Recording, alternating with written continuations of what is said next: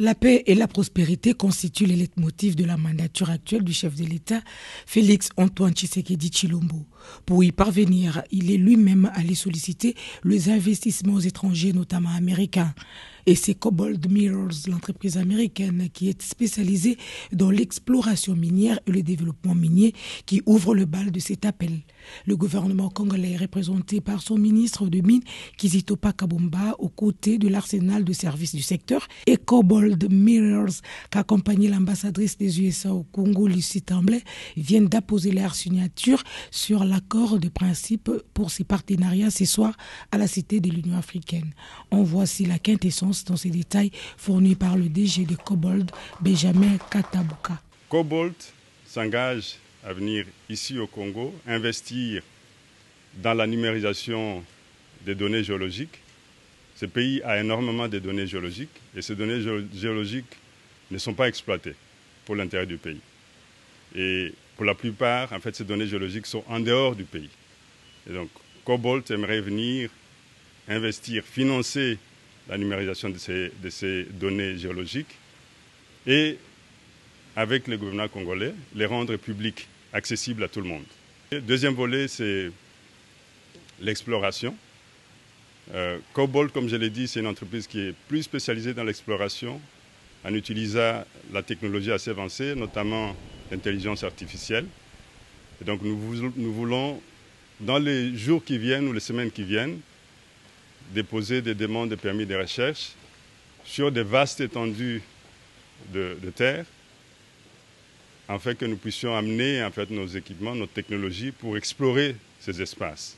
Et nous espérons en fait, pouvoir découvrir des gisements miniers qui pourront être explorés dans le futur. Troisième volet concerne les développements miniers d'un projet de lithium qui est situé à Manono. Et le gouvernement congolais nous soutient en fait, dans l'initiative que nous avons lancée, parce que c'est un gisement qui fait l'objet de plusieurs litiges. Je parle ici de litiges au niveau des tribunaux et des instances en fait, d'arbitrage, pour que nous puissions aider à résoudre en fait, ces litiges et permettre à ce que ce projet soit développé par Cobalt Metals, notre entreprise. Cet accord signé augure un bon lendemain pour lutter efficacement contre le chômage et surtout élever l'employé congolais par la qualité du traitement. L'objectif de l'entreprise, c'est de pouvoir engager le plus de Congolais, les former et les rémunérer correctement. Et bien entendu, participer aussi dans la construction des infrastructures dans ces pays pour le bien-être en fait, de nos populations. Le train est en marche aux Congolais désireux se mettre à la gare pour y accéder.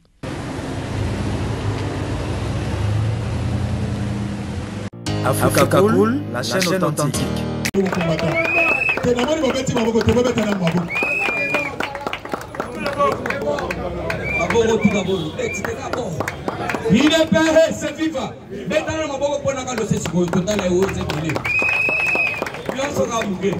Je n'ai que 1, 2, 3, 4, 5, 6, 7. Mais elle a dit 47 dans le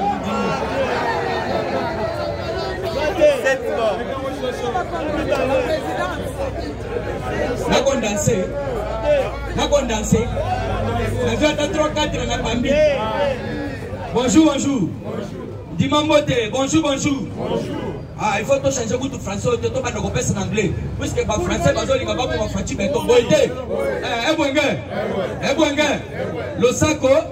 le sako, nani koi wana. Ah, papa, Fachi weto aou. Mko tombolo weto aou. Le véritable batete la sofo lengango ina Frank Dongo moyano. Voilà, batote tiagoma na Bukavu Fachi jambo. Constant mutamese. Badiano. Voilà, on continue à quatre actualités. Il y a les bossons, ça les boy. Au moment papa mon royaume à Outa France. Hein? As un professeur. Bavantikti. Quand on sait, à la vema yaya of Mouzoulou, à la vema bisotou, maman mouika kutu. 4 heures d'État toujours debout. Mais ça pas me battre. Yopé au télé, puisque c'est au télémité, bisotou au télématé. Et ça pas me battre. Donc il faut que ça et ça. À quoi si? Il faut que ça soit ça. Pourquoi ça regarde comme moyaka oyebi te nani ça. Donc bite ça et ça. Mais papa na ya fandi wana un professeur alobaka toujours que bino kozaba PO. Donc il y a professeur attend ça en France. Mais quand le senga il faut la tout répondre à moloto na maman biso tozaba PO na bango. Professeur ordinaire. Ayeko pesa nga bord moko j'étais ébloui. Donc estomaqué. Nena bizela nga moko te kalo se yak. Maman muika yak. Ver baye tunangani. Tunangani ni. Alors bien nazo sala mukanda nazo publier ngo. Bino na kati assemblée, il faut payer place na bino eza ezala.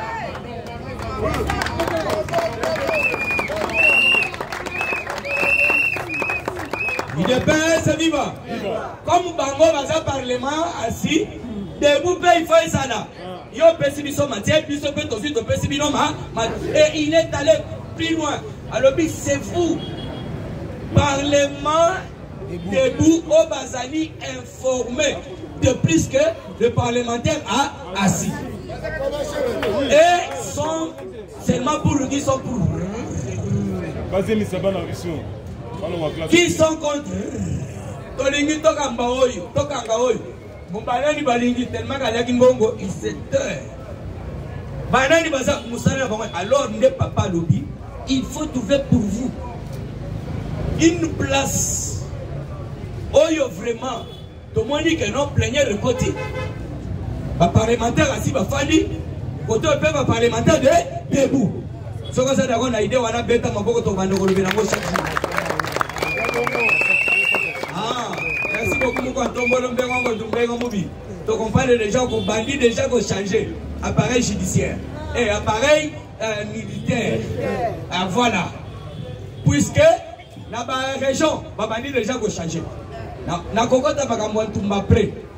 Et puis, il faut comprendre, faut-il toujours à l'écoute aux parlementaires de debout. Franck Toumba Wamunda, auditionné et gardé dans les locaux de CNS. Il a habité dans 20 heures, mais par rapport à nos informations, il est père, c'est vivant.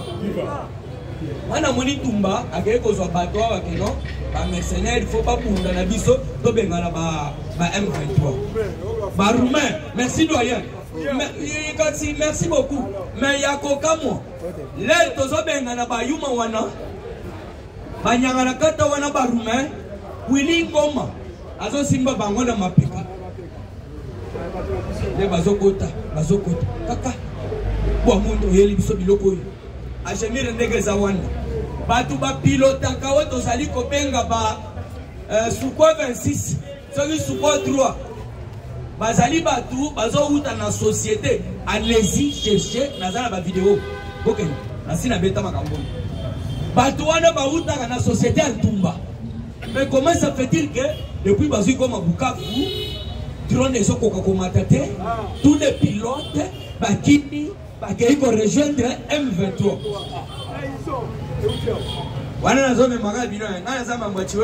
Tous les humains seront arrêtés. Ozala Moussaïni, Ozala Nyanganakata, n'importe qui sera arrêté. Yo moni biso baluba toyao. Ote bakabazokanga ba généraux baluba, bazokanga ba généraux baluba.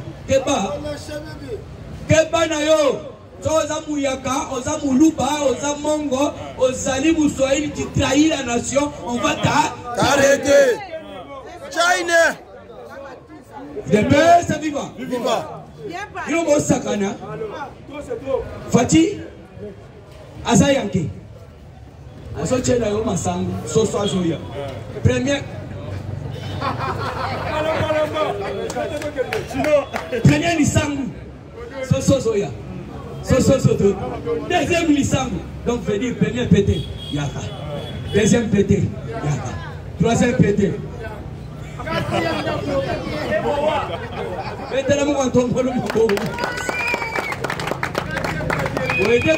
C'est comme ça que moi je m'explique une idée dans la vie.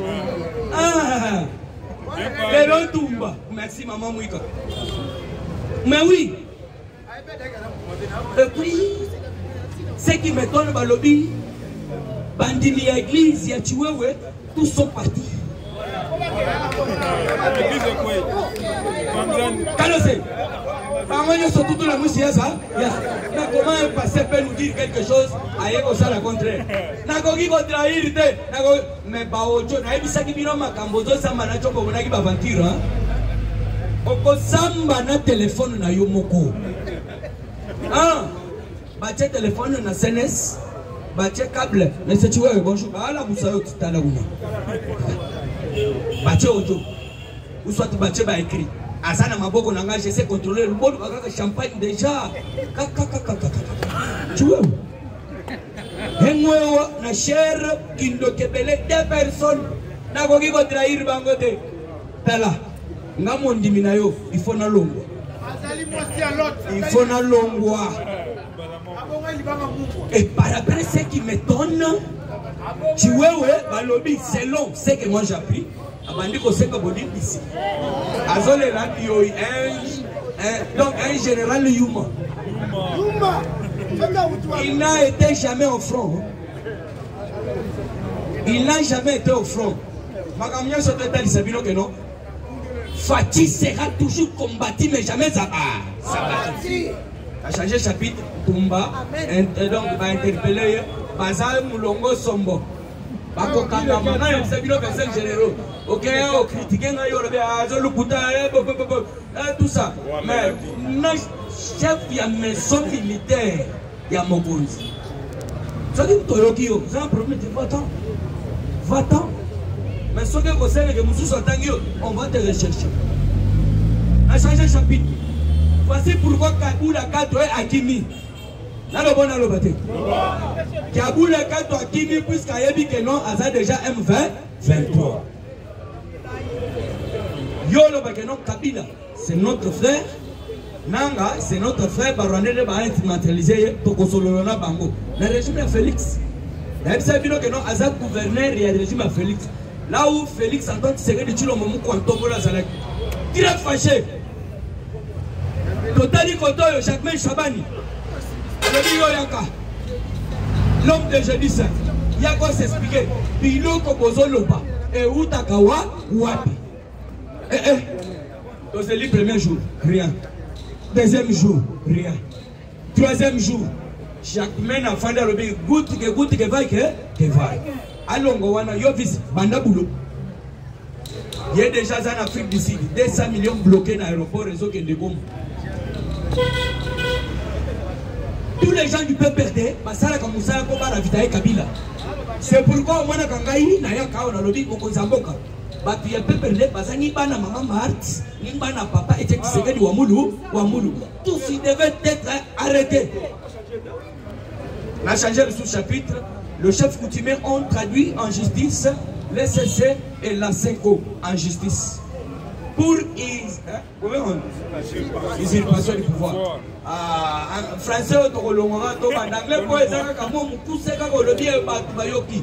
tellement que en français, tu comprends un Rwandais une Rwandaise qui est au-dessus de la francophonie, mais toi tu parles mieux français. Dans le Bible, Koyiba, pouvoir, usurpation du pouvoir. Koyiba pouvoir ya ba chef coutumier yangwana bango nyonso tu basangani bakei kofunda senko bakei pe kofunda SCC pona ni biloko yao bokutinga chef coutumier o te to lingo to église moi le chef coutumier je vous dois donner les mabele votre église. Mais comment vous prenez les décisions sans toutefois nous comprendre? Et de là ma chef coutumier maboko.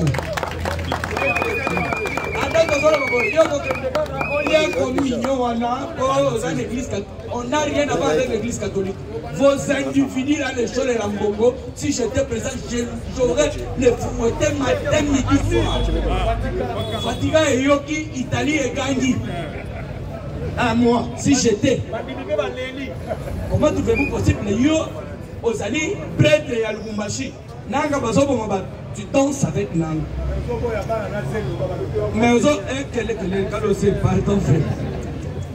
On a changé de chapitre, mais Yoka Kenon, les chefs coutumiers sont très fâchés.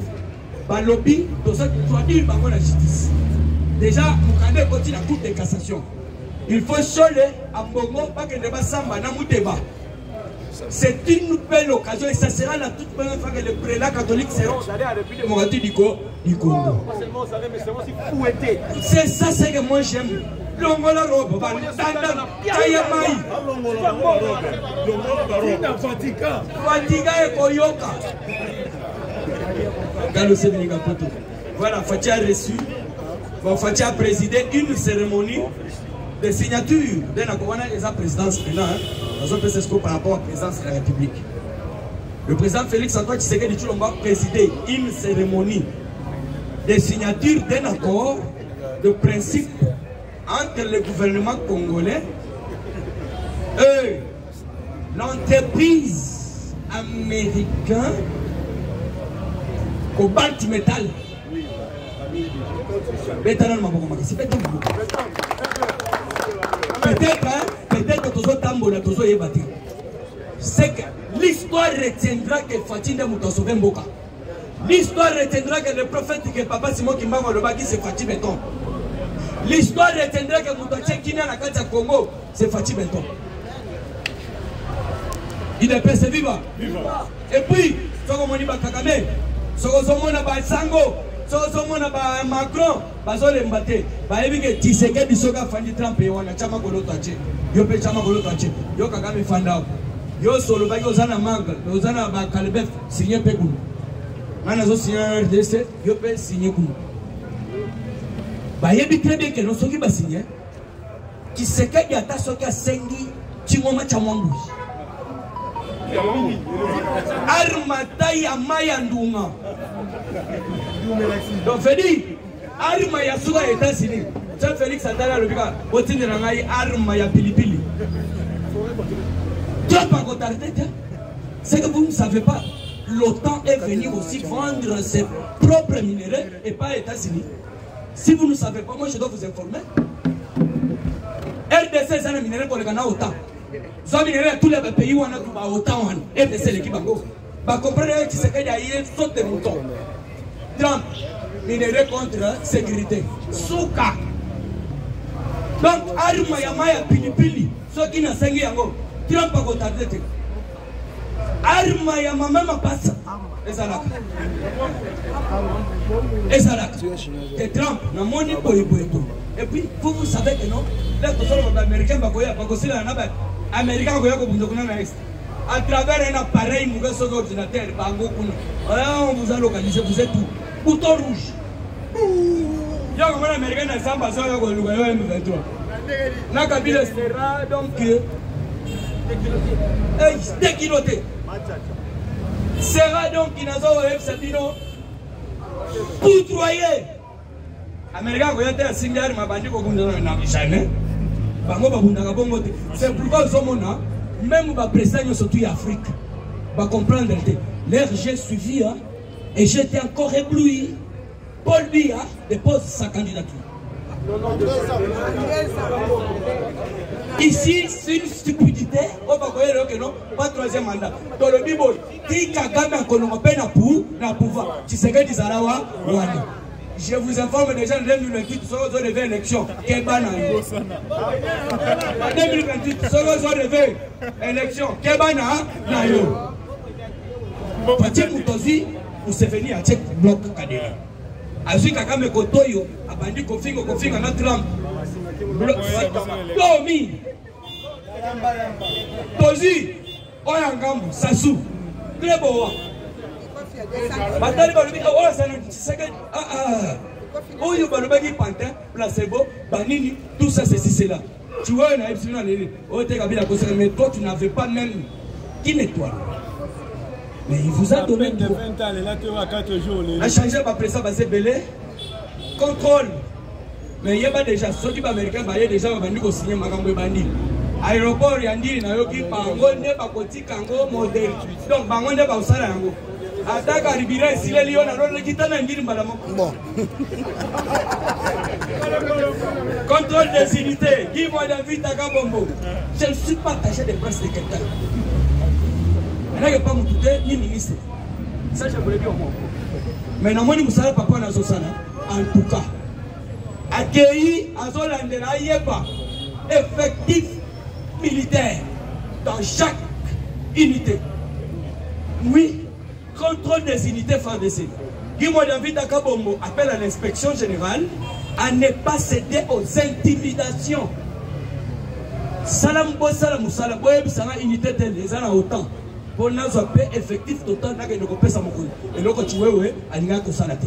Et là quand même on a ça au Banza a ebi ko salate. Et là quand même ce qui n'a dala. Dis-moi David et tu regardes là comme Tini bolo kona goya ba minere. Kendo kuta na ministre de défense des États-Unis. Yebi sika ka déjà au bando ko sala réforme na kati armée na profiter na dilo. Bon il so yo tsaka minere mitalio. Alors pour na ko sukisa ko dempo yi balobi pe asengi bolimi c'est ce que yo ndimi yango.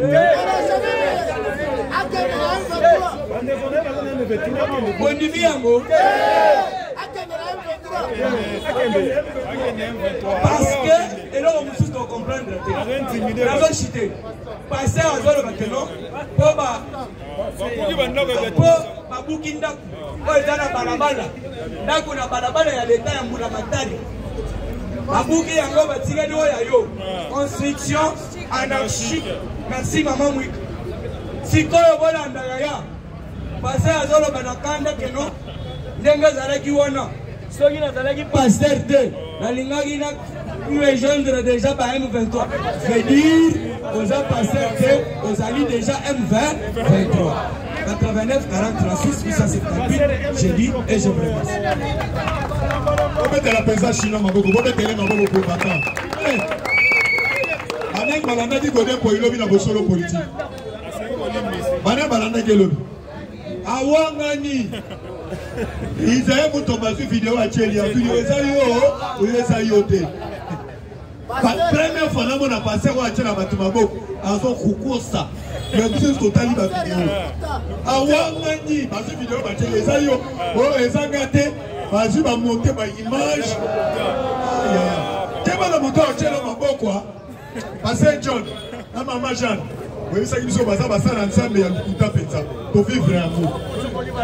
Avant de faire un moanini, quel est maman va monter pour y avoir un moanini?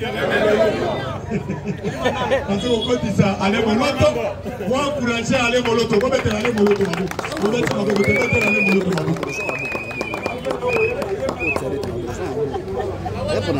IDPS viva. IDPS viva. Le parlementaire debout. Le parlementaire debout. Le parlementaire debout. Bonjour à tous. Bonjour. Tokobé Tama Solo. L'obéni de l'école qui n'a Qatar. Parce que, autant le Mikolo, le 40e, le 18, le Kanaka, tu signeras le 27. Mais le président peut enseigner beaucoup de ressources sur le 27. Paul Kagame, n'a pas beaucoup. Ogaï Paul Kagame a créé au cours de la maladie. Il connaît plus à la maladie, ça y est. Si vous êtes combien de jours? 9 jours. Alors on a 9 jours où est Tikali. Kagame a tali. Mabi, ah, vous m'avez dit 9 jours. Donc on a dit 9 jours dans la rencontre. Mais comment ça n'a été? Bala nona toujours. Ndenge tokola muka. Na moment on va comme mal à l'aise. Kagame azalaki kota mutema. Na makamwele kana Qatar. Mais ah merci. Na coup d'état au Bakati. Mais awa tokoloba. Makambo Qatar et komi bololo. Il ne peut se vivre. Ni les autres collègues à Qatar. L'homme n'a eu sa kibinoke. Babimisa qui bangoli panda. N'est pas en français. On les a chassés. Ah, merci. Et humiliés. Tellement baroki bongo. Bonipa, wala ki mokozi. Nazongi na noana pona biso ko ligne le kanel sunobi. Bonipa lo bengi ba bisi mwana ba bisusu. Ote awa biso ba yimile biso ba pingani biso di banda. E komi bisusu ba biruta na ba shabani de ba osolola. Ah, eza bongo. Ba kibimba mu réunion. Ba kesa la réunion na Rutu. En même temps ba sa réunion na Rutu. Paul Kagame peut continuer la réunion à Kampala, à Kigali. À continuer la réunion, à Bibisi Oyo, à Bazaki Nango. Yoka Makamba Bibisi Lobby, à M23. À Lobby Boé. Au Bisso, nous ne céderons pas et nous ne nous laisserons pas intimider. Moi, on a intimidé. Ce qu'on a pas nani. C'est dingue. Alors, il va intimider bis pangoté. Maintenant, intimider, tu vas intimider. Tant que tu es dans le lobby, nous ne nous laisserons pas être intimidés par le pouvoir de Kinshasa. Il y a pas de Makabwe Komimi. Il ne peut se vivre. Voilà malobala bango lobby.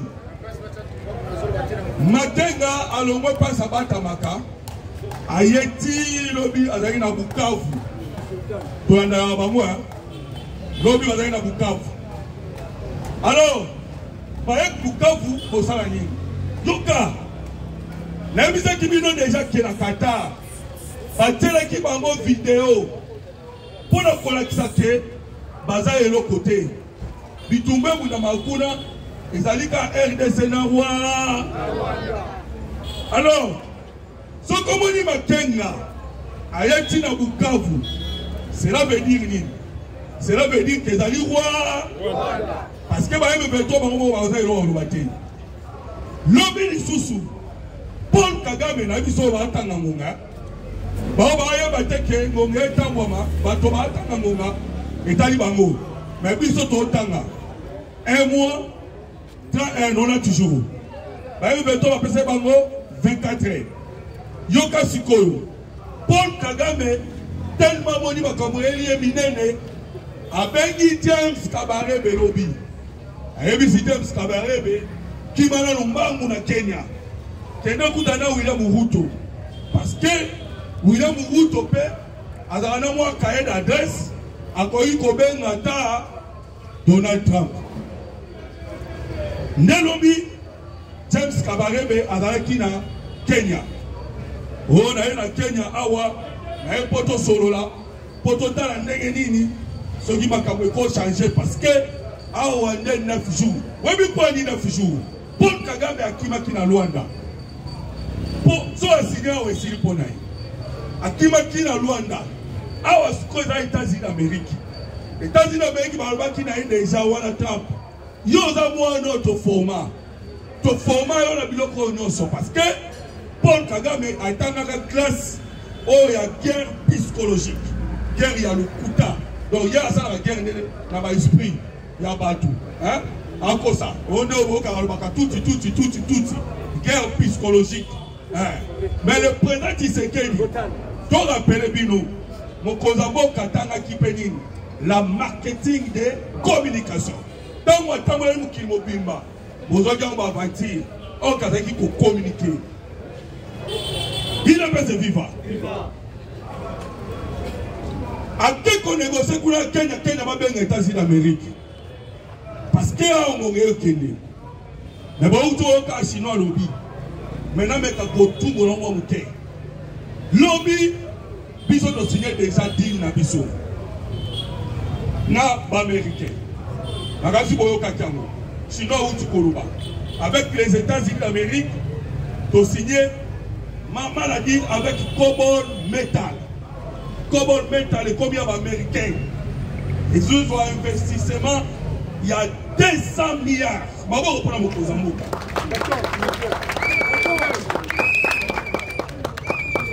Regarde Massad Boulo Salobaki. Là, bien, Kuna agitation, mais quand on est États-Unis a avancé.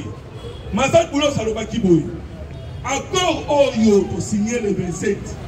Tokola Nelango, étape par étape. Poto Kenango est si là. Et puis alors qui boye donc ça là il faut possible pour que les engagements et comme acte donc pour Kagame aye bien mot mais même que va pressé Masakoulo Salobaki nous avons les investisseurs privés bazali ebele bazali ko potambangu ko baya Cobol Metal lobby to signaki au avec un accord de principe avec Cobol Metal investissement privé les ali banay ba tambo na Cobol Metal au boyoki 200 milliards les ali Jeff Bezos le milliardaire américain il y a Amazon les ali pena Bill Gates na Bloomberg meyoka tamba koloba Amazon oba musala Amazon Amazon. Amazon, le milliardaire américain Jeff Bezos,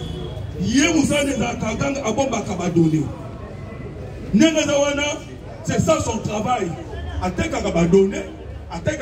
Document en ligne,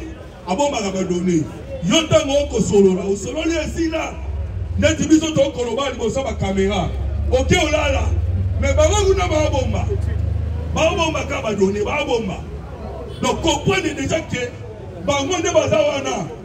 Jeff Bezos, Amazon, le gouvernement américain, le secteur privé, mais le gouvernement américain, par rapport à la sécurité.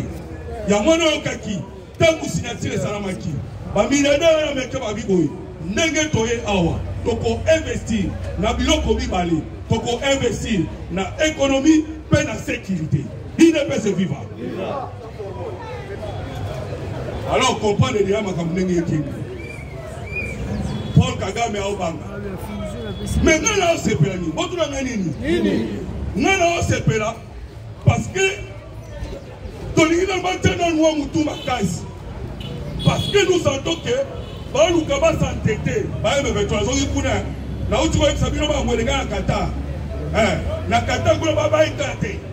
Alors, ceux qui vont signer, ceux qui vont signer, c'est-à-dire que les alliés de Rwanda signé. Alors, pour nous, on va faire tout. Mais donc, déjà, à des cançons, on va faire toi. Et ça va des cançons, il y a ça à Moutou Makasi. Mais, quand on attend communiquer avec toi, on sentit au Banga. On va révéler, mais ils ont révélé dans la carte. Parce que le gouvernement congolais n'a FATC va communiquer avec le soutien. On va communiquer parce que va trouver que va être va les même le secret est belé à même pas nous combattre bino boyoki na bati wewe babwamunda bandanye belé va être va l'équipe les me veto va biboyi balobi Tshisekedi toso anaenda doa mais toka awa kosala renforcement militaire dans notre monde donc c'est-à-dire les gars ils viennent biso nyonso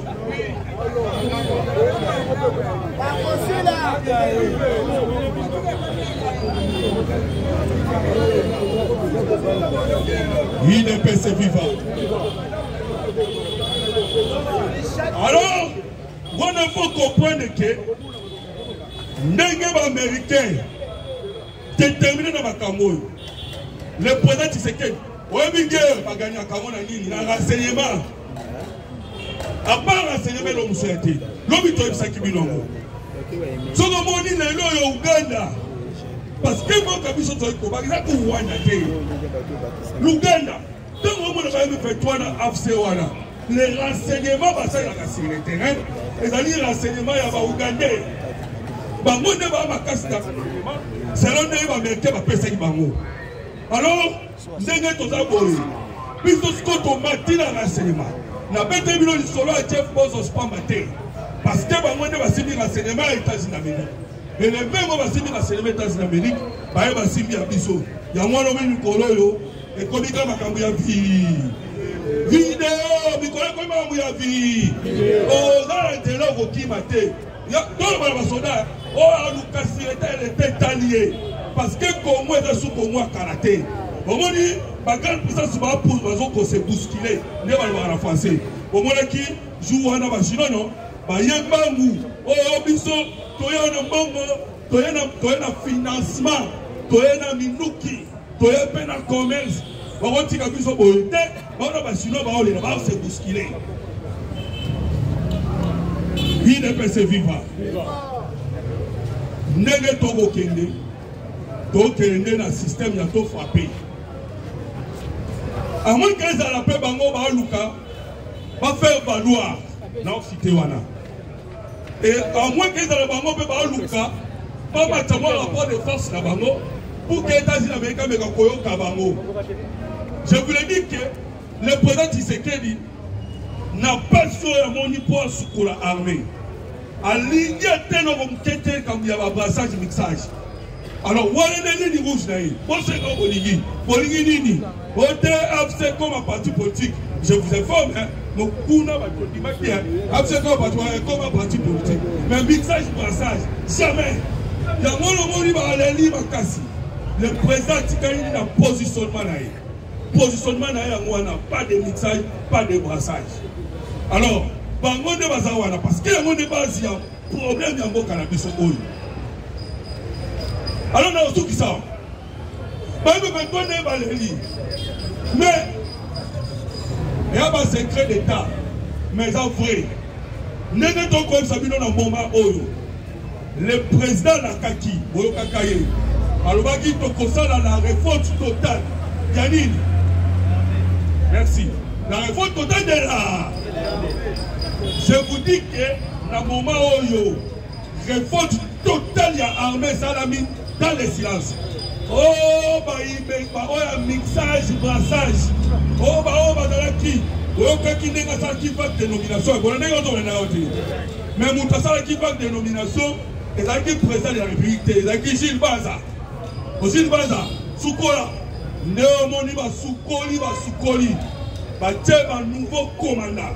N'a pas nouveau FRDC. N'a moment oyo armée congolais et ça sous oyo va karaté. Bah fité banana surtout parce que la libana te baké. Il ne peut se vivre. Même le général Pacifique Massoussou, il peut pas attaquer. Pourquoi? Parce que le président a un objectif. Ce qui va y la carte, bah tiens moutou ma case. Bah qu'on pète un désordre dans les bisouinos. Bah on pète un désordre. Alors, on continue toujours pour soutenir bah FRDC ainsi qu'au Kozamboka. Merci beaucoup. Merci. Vous mettez la allez mon autre maboko. Ok, nous t'es prof à féliciter. Ah, on appelle ça prof Ferriti. Bon, encourager prof maboko. Vous mettez la prof maboko pour maintenant. Merci beaucoup, Kanosé. Bonjour au président de la République, bonjour à la première dame, bonjour à tous les combattants, bonjour. Bonjour. La salle a un programme parce que chaque matin dans une maison, lorsque l'enfant se réveille, à ce que ça va papa, la maman, bonjour. Le papa et la maman de la RDC, c'est Félix Antoine Tshisekedi, c'est le maman de Denis Lakem Tshisekedi.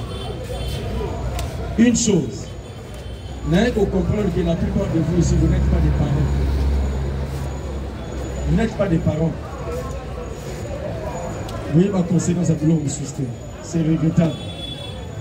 Vous acceptez, nous, qu'une fille a la grosse d'école. Vraiment.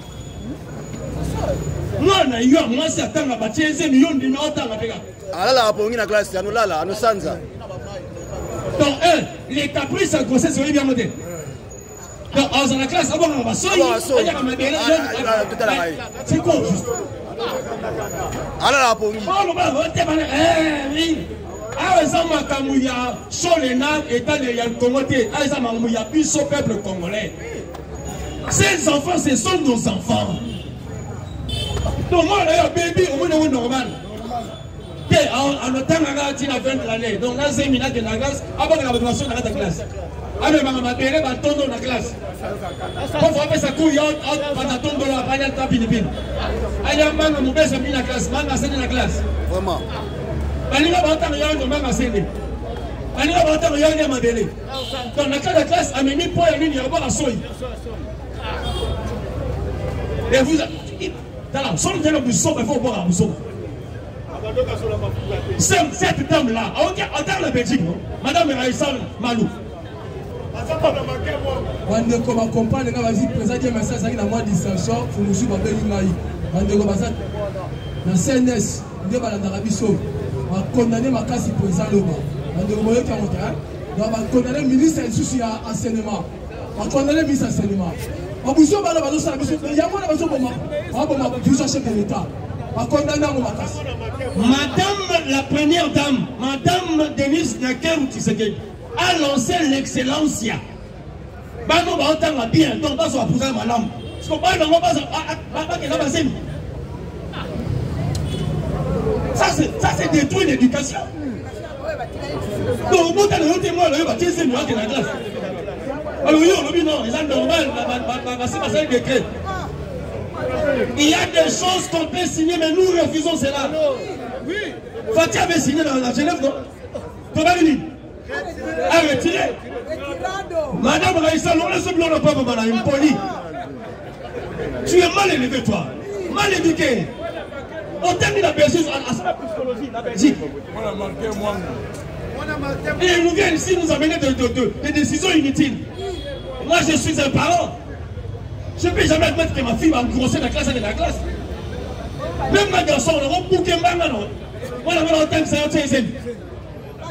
ceci, elles sont prouvées que madame a légalisé leur mot pour dire nos filles. Oui, mais oui.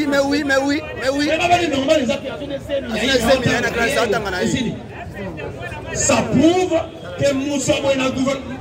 Madame le Premier ministre, j'ai dit, je répète, tu es tellement impoli, mal éduqué.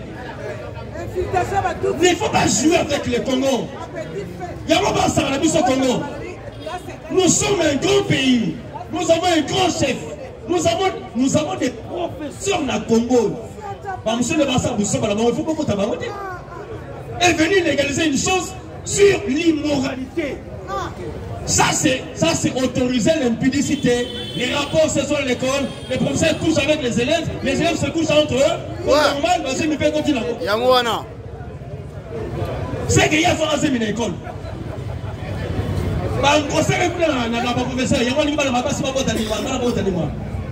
Toi avec nos enfants, tu as télé ton père dans le ministère. Même les enfants, dénivrez-vous. Comment vous voulez que mes souverains animés pour que vous normal. Les élèves, vous savez, j'ai écouté le monsieur qui a dit ça. École primaire, secondaire. Donc il faut décider primaire par une grossesse normale à la classe. 6e primaire. L'année dernière, le va évoluer. Dans le 5e, 15e, normal, 6e, 7e, 8e, 10e. Après, le ministre va signer des décrets. Ça, c'est ce qu'on appelle l'idiotie et la sottise. C'est la sorcellerie. Vous avez dit M23 côté éducation. Elle a détruit Banabiso, Togo et Ango à 100%. On ne peut pas accepter. C'est un sabotage au gouvernement. J'ai dit, je suis pro Madame Denise Nyakeru Tshisekedi. C'est la femme de mon président. Elle a lancé le point d'excellence, je dois la respecter. Ou bien, en zone, il a touché maman Denise. Indirectement. Pour l'excellence. C'est ça. Donc, détruire nos enfants, nos filles. Ça, c'est aussi encourager les garçons à engrosser les filles. Oui. Parce qu'il faut faire la réciprocité.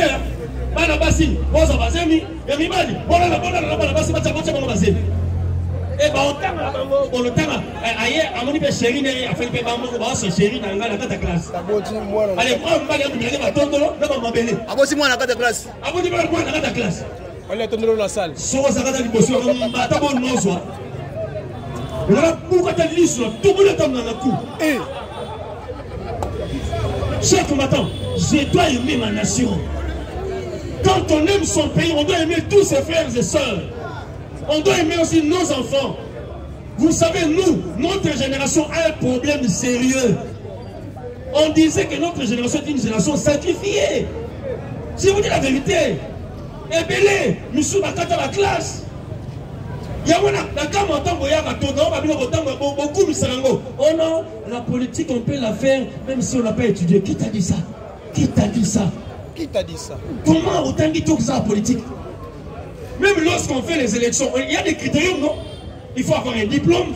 Mais autant dit tout ça, wapi. Il faut autant, beaucoup de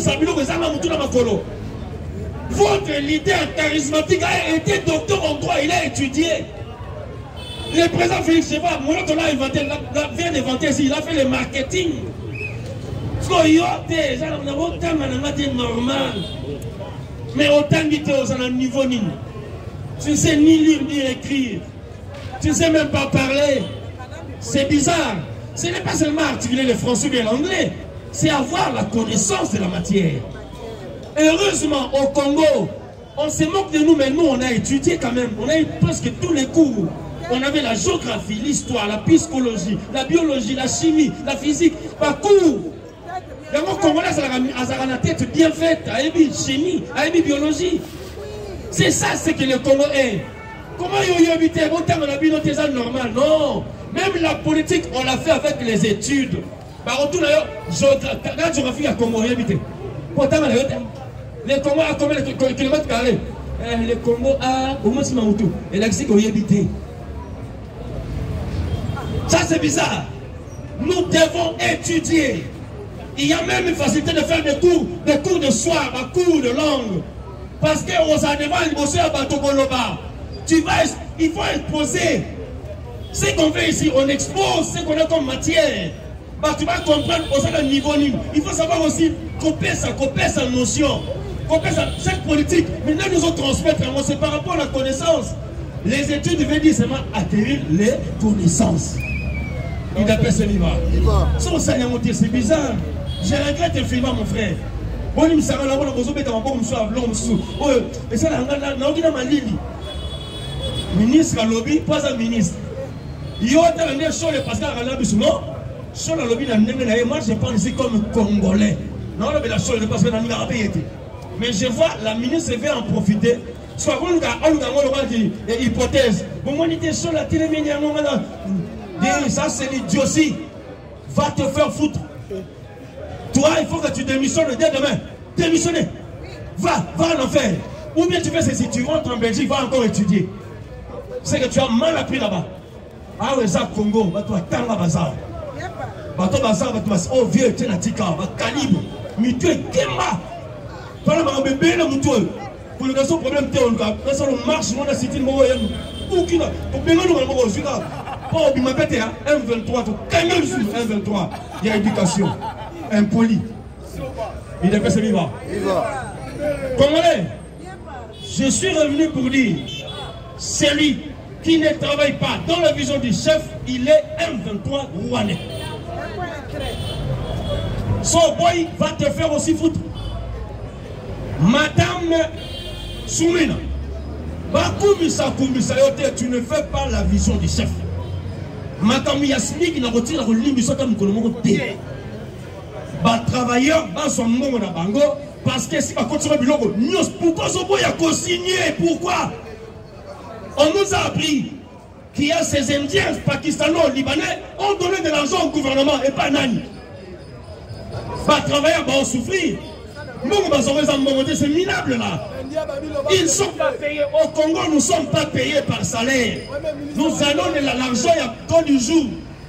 Quelqu'un qu'on paye à midi, à 14h à Cabo, parce que quel est ce salaire-là? Comment appelle-t-on ces salaires? C'est quoi? Ça sent l'odeur à détournement et peut-être un moutou. Parce que c'était vraiment un détournement. Il a fait ce livre. On va défendre dans ma télévision, dans ma débat. Vous pouvez me saucer qu'on doit prouver ici. Parce que je vais défendre, parce que moi, il y a quelque chose. Moi, je ne peux pas prendre ton argent, ce n'est rien. Les 400 $ là, c'est minime. Moi, je peux ça en communication, c'est minime pour moi. Parce que moi, c'est la tête. Je vends d'abord ma tête et mes idées. Pas, il y a défendre, un ministre, un fédérateur, d'abord, moi, il a Polo, non. Nous ne sommes pas en campagne électorale, nous sommes aux ministres de l'État. Tu es partout ministre. Mais malheureusement, les gens confondent être dans les fonctions et pendant la campagne électorale. Confusion. Il y a un besoin dans le recyclage dans l'UDAPES, notre cher et beau parti. Aucun peu importe, qui a boula. Tokangayoga. UDAPES est vivant. Fatih a continué à me mais je vais dire une chose. Monsieur le gouverneur, j'aimerais qu'on se batte bien la communication. Je vais te dire une chose, je te donne seulement un conseil. Prends quelques communicateurs, ils ont ça bon la bande de l'école Batamanam. Je parle par exemple d'un communicateur comme le Tita. Il ne sait ni lire, ni écrire, ni parler. Ce qu'il écrive, la communication, c'est la bêtise. Tant que tu as la communication, vous savez, il t'appelle. Combattant. C'est pour cela. Aujourd'hui, il y a des enfants d'office à leurs parents qui sont à Libanda. Tant que les parents ont éduqué, les parents ont éduqué ma paix. Pour dire tu sors, alors qu'il y a aussi la bilan et Banabal. Mais les parents, d'où je dis à monsieur le gouverneur, par rapport à la vie à Kinshasa, je t'apprends de vérité. Les communicateurs qui veulent chez toi, ils te mentent, ils te disent pas la vérité. Il faut que nous sachions ce qui se passe dans Balabala. Il y a des travaux qui sont mal faits. Mal faits. Ça fait souffrir la population. Il y a aussi des lieux qui sont encore mal propres. Il y a de la saleté, il y a de l'odeur nauséabonde. On va trouver la maladie du Colosoya. Dans le milieu, il y a un bureau à Colorado, il y a un commerce. Il y a un niais. Et trancher comme les gens ils m'ont dit, ceux qui mouillent les bêtis, ces gens-là, il y a des gens qui piétinent ces toits avec les pieds. Alors que beaucoup de gens dans la pomme de main. Combien la maladie au gouverneur. Et puis il y a ça toute la communication. S'il ne sait pas communiquer, la vie de Kinshasa, c'est la l'électricité, l'eau, la santé, la scolarisation, les transports. Mais ceux qui nous aident à Tépi, c'est la sécurité. Il y a une insécurité totale. Nous avons perçu information. Yo gouverneur, commandant même bien la police, na Tchang, vers et Fauban, il y a un souci, il y a un commandant, à Zanobe élémentaire, à colonel, à Tchabamba, pesa bamba carte à l'oucouter la police, à Zaba colonel, pesa bamba carte à la police, baso semer terreur, baso piller devant la police, va piller magasin, la police va piller magasin, et ces colonels perçoivent de l'argent. Au détriment même, il y a des policiers. Ça, c'est grave. C'est grave. Où en sommes-nous? Parce qu'en communication, on a même sur un moté. On a aussi la bien. La commune de Kinshasa, c'est les Mao, c'est les Lengues, ça passe les côtés. Non, nous ne voulons pas seulement les routes. Dites-nous, quelle est la situation sécuritaire à Ville Kinshasa? La lumière, est-ce que la lumière? Parce que nous, les habitants. Oui, des autres éclairages publics, il y a de liens, il n'y a pas d'éclairage, on fait des choses bizarres. Parlez de la ménagère à Ville à Kinshasa, parce que ça, vous voulez la Ville à Kinshasa, moi je n'ai pas de Kinshasa. C'est ça aussi. Mais on va avoir flatté au Bunga, et Zobonga, qui n'est Zobonga. 15 cas. Vous savez, lorsque les gens disent que c'est humiliant. Wenzabitula veut dire, Biloko et Batuma sont mitérés et tirés à Souka. Thompson est comme un mousse rouge. Mandou c'est l'ennemi voilà. Nous t'avons dit que moi le moins parce que Biloko est cher. Alors ce moment on va t'avoir moins cher. Dis-moi ba yebi sur un modèle. Battre la ville à Kinshasa, c'est le gouverneur. On a besoin de la politique, il y a mis couleur dans ta poteau. On va faire tombola. Tombola veut dire et là tout le monde à la tête là. Atini bilon moi, na ba solité les nos atini bilon la bilamba. Donc on t'a là déjà. Comme un sous-vêtement. Cinglé, culotte de chambre. Ma marinière, chemise, pantalon, jusqu'à même pas chaussures. Tombola, yosa gouverneur.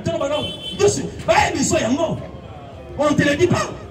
Car Kinshasa c'est son bon. Et bon la foufou, la poussière, va tomber le bout. Pendant la période de ça va quand même mieux. Donc c'est la mbouléa. Mieux comment on va consacrer. Les routes se font, oui.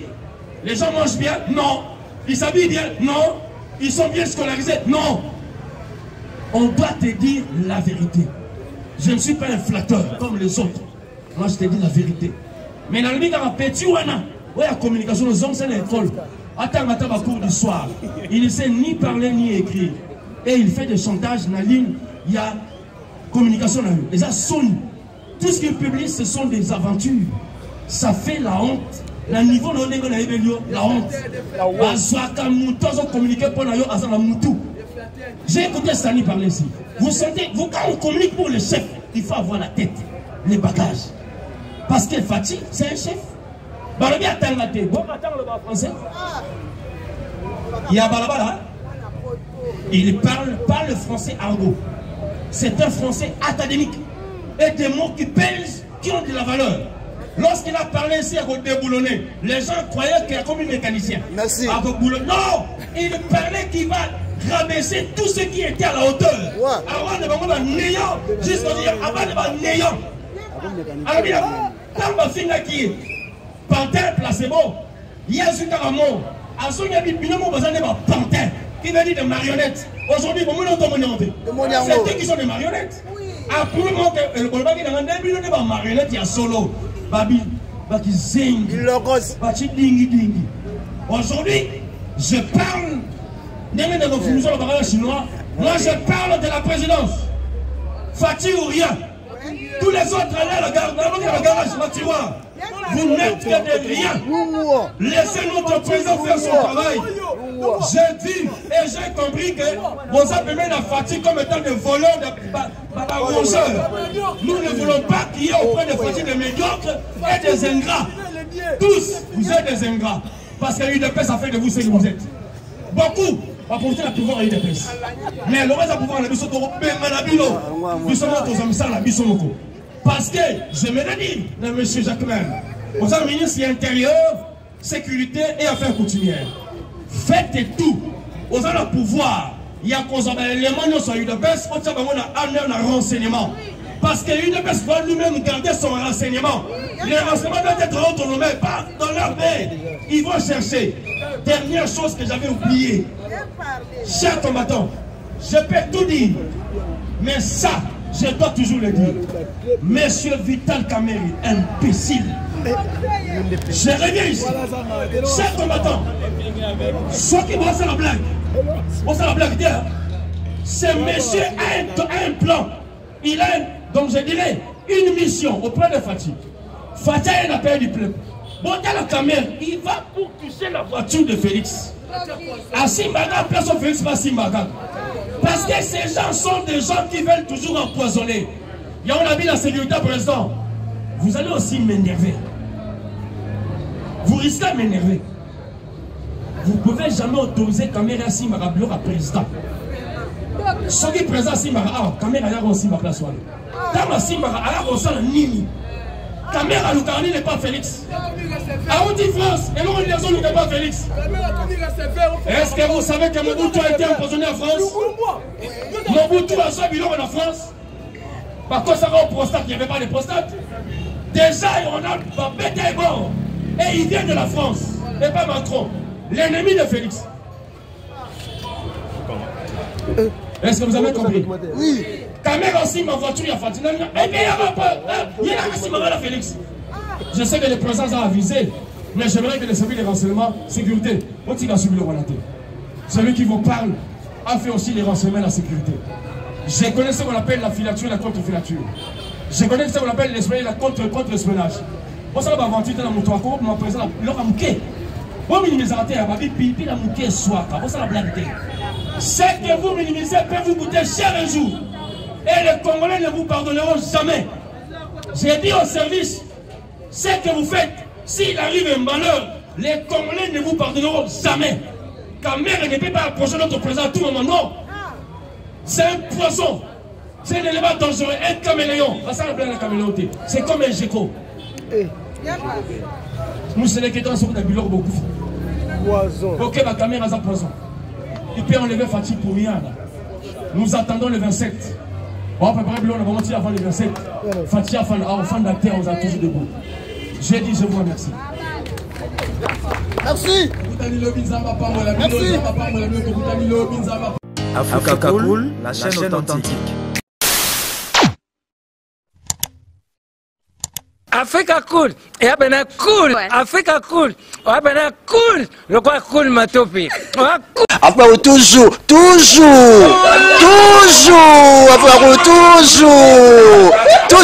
après c'est bon. Et ça chaîne est bien, et puis vous êtes très rapide. Et ça très rapide, et ça chaîne mon bakosa bino confiance. En tout cas nazo senga na bato oyo nanu ba souscrire te bazwa. Donc eza vraiment neti oyo balobaka ke buka lelo lamba lelo lia lelo. Vous voulez le Congo pour que le Congo devienne cool, pour suivre les cool analyses, alors revenez et abonnez-vous massivement. Massivement. Alors beaucoup de gens ils pensent que l'Afrique cool donne l'information en temps réel. Mais je ne crois pas cela. C'est-à-dire l'Afrique cool donne l'information en temps réel et en temps chirurgical. Si tu ne suis pas, tu as la crise cardiaque. Qu'est-ce que tu penses de l'Afrique cool? C'est Pépélé. Africa Cool, c'est la destination de prédilection pour une communication optimale. Longo Dianabino Mama. Africa Cool Télévision est une chaîne qui est en train de réunir toutes les tendances.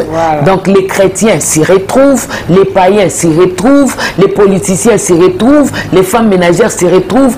Donc Eza et Lorona Bisso, to sepe la ranango, yango chaque fois son aïe na Kinshasa, il faut namona Africa Cool. Et au monde de la chaîne Oeza impartial. Et le rôle de Babino, vous méritez le soutien de la population ainsi que des institutions complètes. Bisognoso, tous s'abonner à Afrique Cool. Afrique Cool, oyo. Zengo, Afrique Cool, merci beaucoup, leader. Non, je remercie en tout cas Africa Cool, leur support et on leur souhaite bonne chance pour la suite. On leur souhaite le plein succès. I'm coming from Johannesburg. I'm one of the subscribers of Africa Cool. This is a great channel. You watch news that are very fast. I would like to ask everybody to subscribe and then stay tuned. Thank you very much. Placer un petit mot par rapport à la récompense Oyo.